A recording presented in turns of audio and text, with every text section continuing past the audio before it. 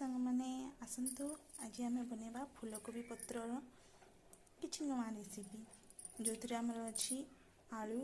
आउ फूलकोबी पत्र ताको भल भाव में काटिकी धोई देछि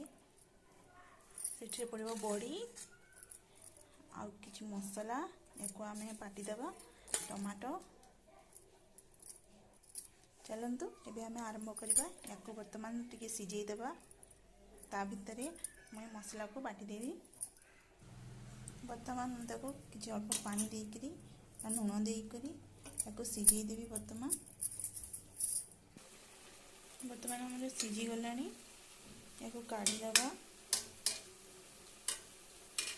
देखिपारे पूरा सिझी जाइए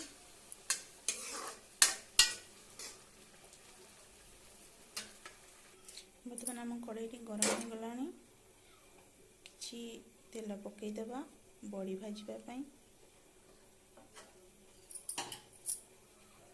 वर्तमान तेल गरम हो बड़ी गुड़ाक भाजीदेवा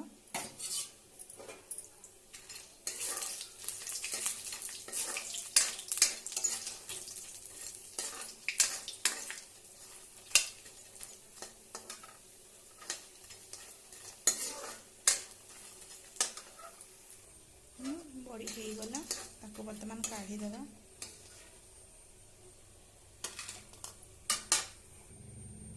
जो मसला बाटिकी रखी से मुझे हलदी देछि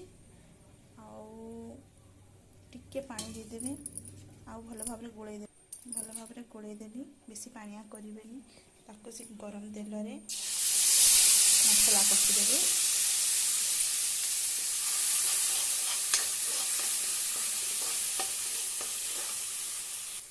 मसला को बेसी कषिबार नहीं कम समय से टमाटो काटी सेटा को पकईदेलु से किसी लुण बेसी लुण पकईबेनी साग सिझेला बेल को लुण देती वर्तमान टमाटो गुड़ाक सिझीगला आम साग सिझेलु सेटा को ये पकईदेवा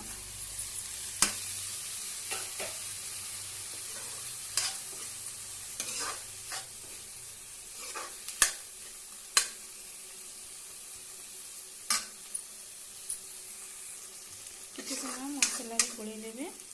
भल भाव में जो बड़ी भाजी ताको भल भाव में गुंड करदे बेसी ना हाथ एमती करदे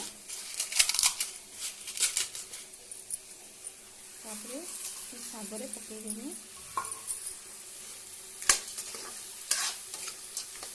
भल भाव में घुटीदेवे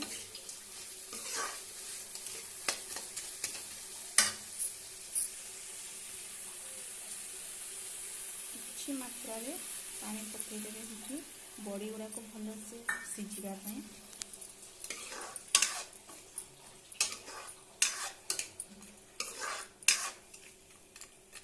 टिके टिके पानी अच्छे गैस आंच लो करदेवा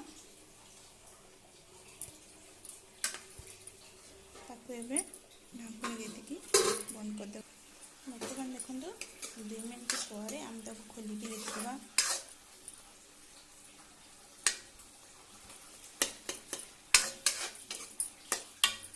सब हो पानी गुड़ाक सुखापी आगे समय देखो पानी टी सुखीगला वर्तमान आमर प्रस्तुत हो गला प्रस्तुत हो सारी फूलकोबी साग।